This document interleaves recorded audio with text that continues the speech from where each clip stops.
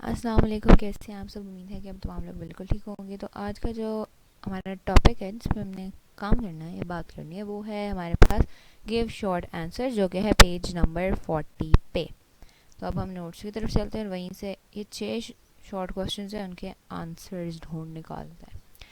ये हम आ गए नोट्स पे। Chapter number 2 structure of atoms की रिव्यू, क्वेश्चन नंबर 2 है। इसमें क्वेश्चन नंबर 2 है गिव शॉर्ट आंसर, जिसका पार्ट 1 है distinguish between shell and sub shell.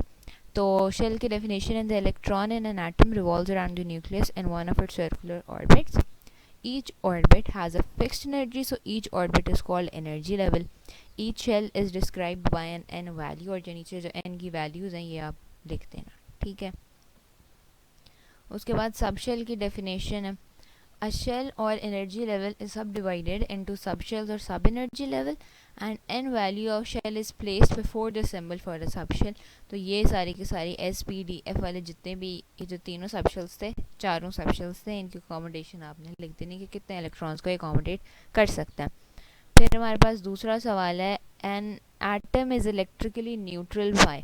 So an atom of an element is electrically neutral because it contains equal number of positively charged proton and negatively charged electrons.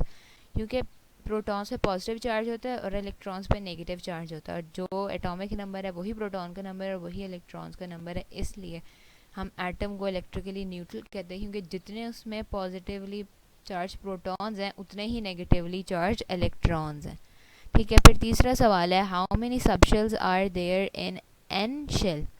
तो KLMN, N चौथे वाला है। तो there are 4 subshells in N shell, they are NS, NP, ND and NF। फिर है हमारे पास fourth question give notation for subshells of M shell KLM। तो M जो है वो हमारे पास तीसरा शेल है, उसके सबशेल्स होंगे 3S, 2, 3P6 एंड 3D10। पांचवा सवाल है list the subshells of M shell in order of increasing energy. तो M shell has 3 subshells which has energy as follows 3s, फिर 3p, फिर 3d, ठीक है। छठा और आखिरी क्वेश्चन है can you identify an atom without knowing the neutrons in it? Yes, an atom can be identified by its atomic number. That is, the number of hydrogen is 1, and hydrogen 1, hydrogen 2 and hydrogen 3 have 1, 2 and 3 neutrons, but they all are hydrogen atoms. इसमें neutrons के number different हैं लेकिन वो हैं, तो atom ही ना, हमें पता चल जाता है उसका एटॉमिक नंबर देख के।